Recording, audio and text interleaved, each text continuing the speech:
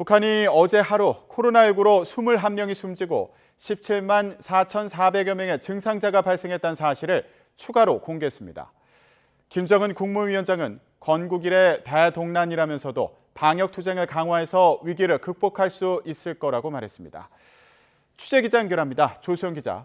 네, 통일외교안보부입니다. 네, 북한의 코로나 피해 규모가 하루 사이에 더 늘어났군요.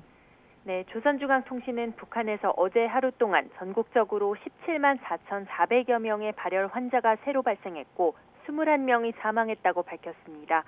국가비상방역사령부는 김정은 국무위원장이 주재한 정치국 협의회에서 이 같은 상황을 보고했는데요. 지난달 말부터 어제까지 발생한 발열 환자 수는 총 52만 4,440여 명, 그리고 누적 사망자 수는 27명으로 늘었습니다. 발열 환자 가운데 24만 3,630여 명이 완치됐고 28만 810여 명이 현재 치료를 받고 있습니다. 정치국은 전국적 범위에서 전파 확대되고 있는 전염병 상황을 신속히 억제하고 관리하기 위한 대책들을 논의했다고 밝혔는데요. 특히 최대 비상방역 체계의 요구에 맞게 긴급 해제하는 예비 의약품을 신속히 보급하기 위한 문제가 집중적으로 논의된 것으로 전해졌습니다. 네, 김정은 위원장은 지금 상황을 건국 이래 대동란이라고 규정했다고요. 네, 맞습니다. 김정은 위원장은 악성 전염병의 전파가 건국 이래 대동란이라고 할 수 있다면서 현 사태를 심각하게 보고 있음을 숨기지 않았습니다. 또 북한이 직면한 보건 위기는 방역 사업에서의 당 조직들의 무능과 무책임, 무역할에도 기인한다고 질책했습니다.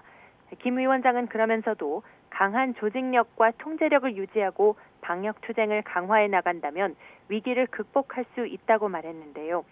국제사회의 백신 지원 등 외부의 도움을 받기보다는 자력으로 코로나19에 대응할 수 있다는 뜻으로 해석됩니다.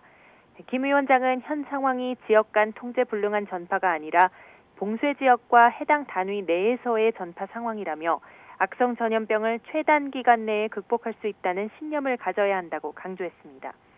또 다른 선진국들의 방역 정책과 성과 경험을 잘 연구하는 것도 중요하다면서 중국을 거론을 했습니다. 중국이 거둔 방역 성과와 경험을 적극 따라 배우라고 주문했습니다. 북한의 코로나 피해 규모가 연일 확산하는 가운데 현재 준비 중인 것으로 알려진 7차 핵실험 등 군사 도발 움직임에 어떤 영향을 미칠지 관심이 쏠리고 있습니다.